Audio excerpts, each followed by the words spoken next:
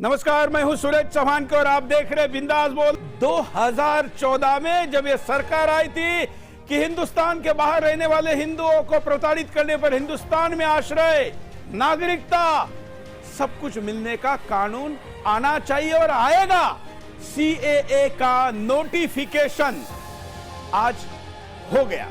बड़े प्रसन्नता के साथ हम बाहें खोलकर हिंदुस्तान के बाहर रहने वाले, खास करके इस्लामी देशों में रहने वाले हिंदुओं को स्वागत कर रहे। इतिहास में आज के दिन को बहुत निर्णायक लिखा जाएगा। हमारा अखंड भारत का स्वप्न है, वो कुछ समय के लिए भले ही डिले हो, लेकिन वो भूमि भी लेनी होगी और लेकर रहेंगे।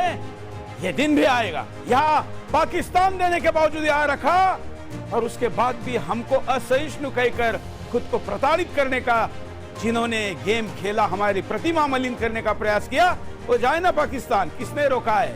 घुसपैठियों के खिलाफ तो अभी कभी आपने नहीं बोला कि रोहिंग्या यहाँ क्यों घुस रहे हैं, लेकिन पाकिस्तान में प्रताड़ित बेचारा हिंदू सब कुछ छोड़कर जो यहाँ आना चाहता है, अखिलेश यादव के पेट में दर्द हो रहा है कि सीएए के अंतर्गत मैं पुनः प्रधानमंत्री नरेंद्र मोदी जी, गृह मंत्री जी और भारत सरकार को अपील करता हूं, अगर वो किसी भी कारणों से यह धर्म छोड़कर इस्लाम या ईसाईयत अपनाता है तो सीएए के कारण उसको मिलने वाली नागरिकता कैंसिल होगी और उसको उस देश में पुनः जाना होगा।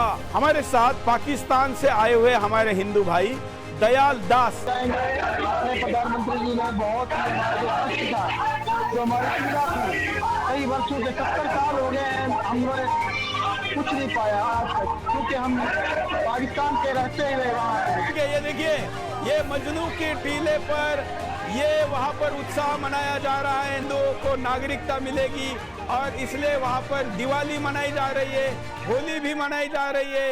ये कई लोग यहाँ पर अपनी बात को रख रहे हैं। टीम सुदर्शन इस आनंद के क्षण पर वहाँ पर है। दिल्ली सरकार ने इनकी बिजली काटी थी कि इनके यहाँ पर बिजली का कनेक्शन अवैध है। वो कनेक्शन जुड़वाने तक मैं वहाँ धरने पर बैठा था, रात में भी वही सोया। अधिकारियों ने कहा कि हमको केबल डालने में टाइम लगेगा, सुबह तक का समय दीजिए।